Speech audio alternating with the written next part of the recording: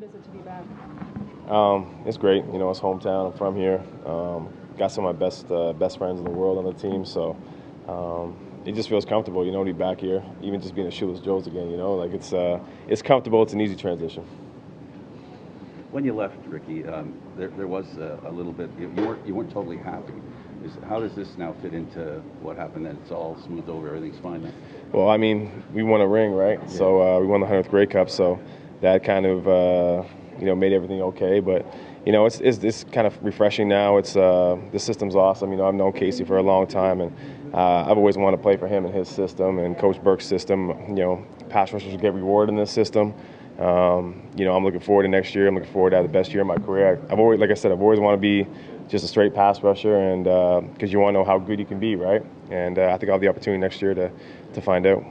Passion and enthusiasm, they define you? Oh, yeah, pretty much. I mean, I don't know what it is in me, but just got that dog in me, you know. I don't know if it's how I was raised or what it is, but, you know, people keep on saying, oh, how you stay motivated? And I don't know. I guess the young guys maybe and seeing them out there training hard, but I don't know. Just the way I was raised, I guess. I got that dog in me where I just want to see how good I can be, and I want to, I want to win, and I just love being out there with the boys. Have you talked to any of them?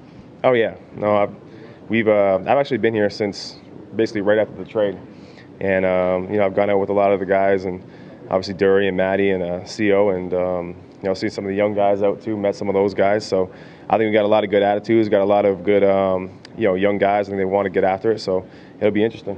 Jim said even when you were wearing the Saskatchewan jersey, he said it looked wrong to him. He said you should have been in an Argos jersey. What makes you identify so much with this team?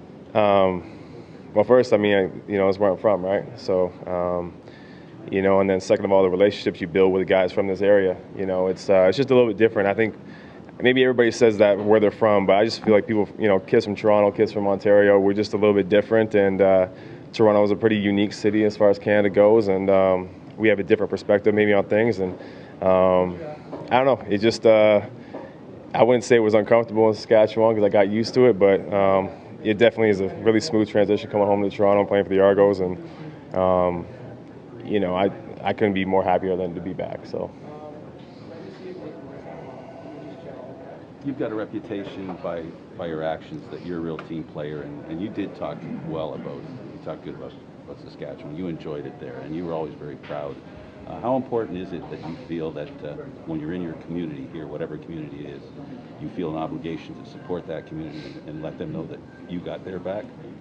Oh yeah, for sure. I mean, Saskatchewan market out there, they make that easy, right? It's you know, it's kind of bred into the kids out there. You know, you're raised a Saskatchewan Rough Riders fan, and it was an awesome market out there. We had a great locker room. You know, the team embraced it, took on the personality of the community, and you know, I feel like we had that same feel here in 2012. And I don't know if it was the 100th Grey Cup or what it was, the guys on the team, but you know, I think some things can happen here, and you know, you've seen it. This city can real quickly get behind a team and have sellouts and have full crowds, and you know, or just as quickly can go the other way. So you know, first and foremost, you got to win. You got to put an exciting product on the field, and you know, maybe you need a good venue. I don't know. So you know, we'll see what happens with that. But you know, I think very easily we start winning again here and get a little better situation as far as some other things go, and you know, this city will be behind us. Last question. What's your take on the weird schedule you have, guys? Man, you know what? It's just another story to tell when you get done playing. You know, it's a CFL. It's going to be crazy. You know, we're going to Fort McMurray, and shoot, that's who we're going to be that day. That's where we're playing. So, you know, like I said, I'll say it to some of the young guys who weren't here in 2012. Man, we were having morning meetings in 2012 in a university pub, literally. You know, and guys would lean up against the bar at 9 a.m. listen to Coach Milanovic say his morning speech, and we had a veteran locker room. You know, no one felt sorry for themselves. We just kind of rallied around that and said, hey, boys, you know, this is what it is, us against the world, right?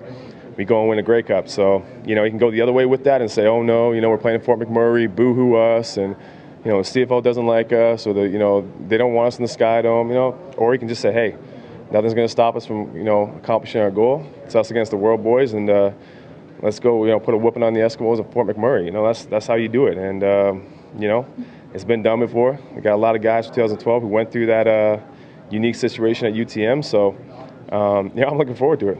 How do you look forward to bringing 2 Grey Cup rings? You won that one here before you left, and in Saskatchewan. Now that you're playing in Toronto, Yeah, I got 3, right? 3. Yeah, I didn't think. Okay. Don't shortchange me now. Nah, I'm sorry, man. All right. But the point is, you have a lot of experience winning. What do you think you're going to bring here to this team to help it get over the top?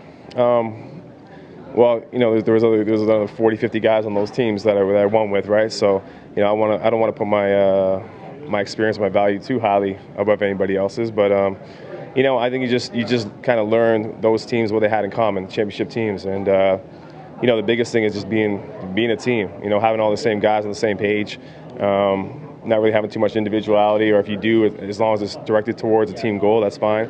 But man, you just got to come together. You know, there's just certain characteristics about championship teams that are different, and as a veteran, you kind of know pretty early on whether or not the team can do it. And you got to bond. You got to have some nights out. You got to go through some things. You got to go through some adversity, and you know, come together. And the sooner you can bond, the sooner you can become a full team, then the better chance you have come playoff time. Thanks, man.